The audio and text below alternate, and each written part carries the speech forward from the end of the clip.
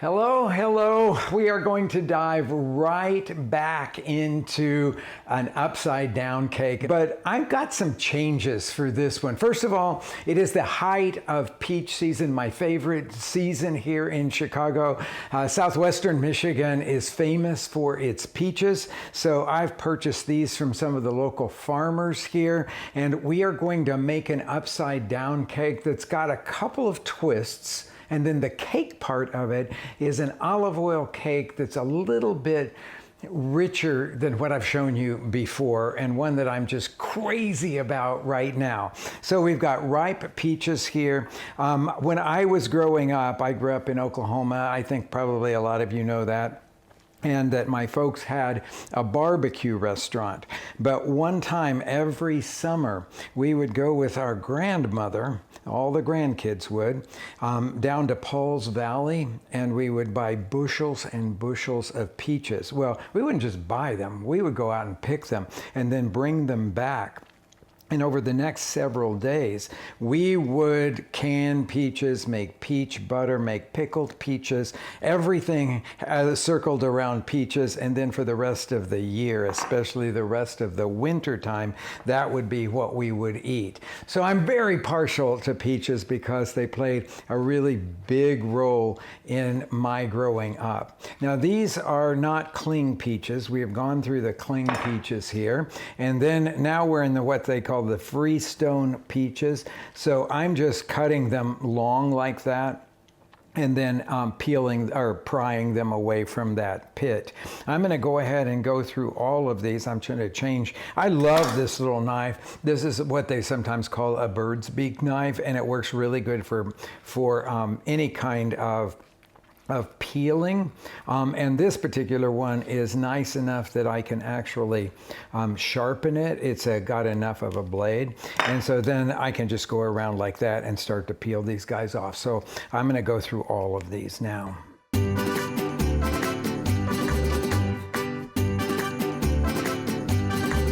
Okay, you need to have the pan that you're going to cook this in. Now, I'm not doing it in a cake pan. That's certainly permissible, but I'm doing it in a nonstick skillet because it just makes everything go really easy and fast. But you have to make sure that your nonstick skillet has a handle that can go into the oven. I've put the butter in here. I've set it over kind of medium-high heat, and I'm going to melt that butter, sort of swirling it around, and I'm going to let it cook here until it turns that kind of what we would call a chestnut brown. So it's going to be fully brown, not just light golden, but also we don't want it to burn at all. Once it hits that, I'm going to sort of stop the cooking, even though I'm going to keep it over the fire, by adding the sugar. So you're going to want to have the sugar right beside you there. You'll notice that the butter foams a lot as it is melting here. And in just, I will say about a minute or so, it's going to start browning. Okay, the foam is subsiding some, and you can see that the milk solids of the butter are starting to brown nicely here. Just a couple more seconds. I always use my olfactory sense here because it smells so good, but it smells like brown butter. That's what we're looking for, because the flavor of brown butter carries through anything really beautifully. So you notice no more, not very much foam there, and a nice light, a nice rich brown. I'm sprinkling the sugar over the top of that. And then I'm going to do something that's just kind of a little wacky here. I'm going to slice up a jalapeno chili and sprinkle that over the top. Now, this isn't something that you have to do, but I will tell you that peaches, or even mangoes, if you choose to use that fruit here, is really, really good with jalapeno. Okay, so we're sprinkling that over there. Now I'm going to put a little bit of, I'm going to use this one here, of lime zest on here. So just to roll your lime around as you take that off. Now all of the peaches go in on top here. And once they're all in, we will let them cook for just a few minutes until they release their juices. Look at how beautifully juicy that looks now. I'm going to turn that off. Another little addition that I like to make to this, especially to this peach one, is to put some herbs from my garden or something that I buy at the farmer's market on here. I've got several different choices, so why don't we just go out to the garden and I'll show you what they are. Well, this is really my happy place here, and I'm surrounded by really gorgeous herbs. So this is mint. I'm sure you recognize that. I grow it in a pot because I don't want it to take over the whole garden. That is a perennial. So is this. This is lemon balm.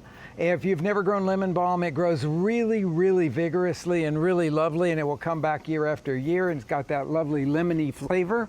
Now, maybe you don't know this one. This is anise hyssop. It's one of my favorite herbs. It has an anise flavor, but it has got these gorgeous purple blossoms, and the bees just love it. But the one that I kind of came out here to get is this one over here. This is lemon verbena. It is so beautiful, and man, the aroma of it is just breathtaking. But don't overlook the use of basil as well here, because basil could be really good, giving a sort of savory note. For our cake today, I am going to cut a bunch of this lemon verbena, just because it smells so good to me right now. I'll meet you back in the kitchen. Boy, this stuff just makes the kitchen smell so good. I'm gonna strip the leaves off of the lower stems here are way tougher than the upper stems. So I'm just gonna kind of pull the upper stem off with the top little bits and pieces here, like that. And then I'm going to give it a chop, but not a very fine chop, because it will be nice to see these little pieces of the lemon verbena in. So just kind of cutting crosswise on these leaves at about 1/4 inch. Okay. And there we go. All that will go on now over all of these peaches. And that will perfume them beautifully. But any of those herbs out there would perfume these so beautifully. Okay, now it is on to making the cake part of it. So this is, as I said at the beginning, an olive oil cake. So I've measured out the flour already. This is 1.5 cups of flour. I always go by weight. For me, that's 210 grams, and I really do work with a scale when I'm baking because it's the most accurate and gives me great consistency. To that, I'm gonna add a cupful of sugar. You may wonder why it's sort of an off white color there. It's almost like a tan color. It's because it's organic sugar. It has more flavor, way more flavor. And I'm not just saying that. It really does have way more flavor. 2 teaspoons of baking powder. I'm going to add 1/2 teaspoon of salt to this. So sprinkle that over the top of it, and then whisk the dry ingredients to combine them.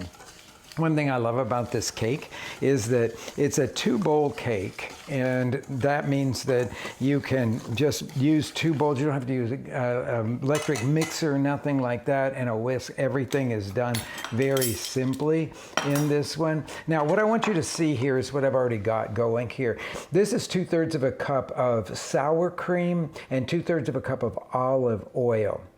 You can use Greek yogurt in this. I have done that. Oh, the little dark stuff at the bottom there is I put a splash of vanilla, a couple teaspoons of that.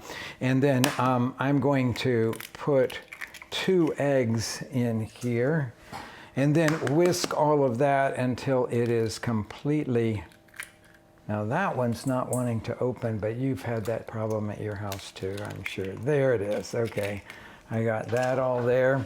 Okay, now then I'm gonna whisk this until it's completely smooth, which is essential. And I will tell you, that's why I love this recipe so much, because it does come together really easy, as opposed to butter cakes and all. This olive oil cake is way easier. And then I'm just going to put all of the dry ingredients in, and then using small movements here, start to incorporate the dry ingredients into the wet ingredients until they're pretty much all incorporated. So this is a very tender cake, and that little savoriness that you get from the olive oil is beautiful in this particular version of the upside down cake. So using a spatula, I'm going to just dollop this all over the top so that it's evenly distributed. It's hard to just dump this out and then spread it. It doesn't want to spread evenly, so just do it in dollops like that.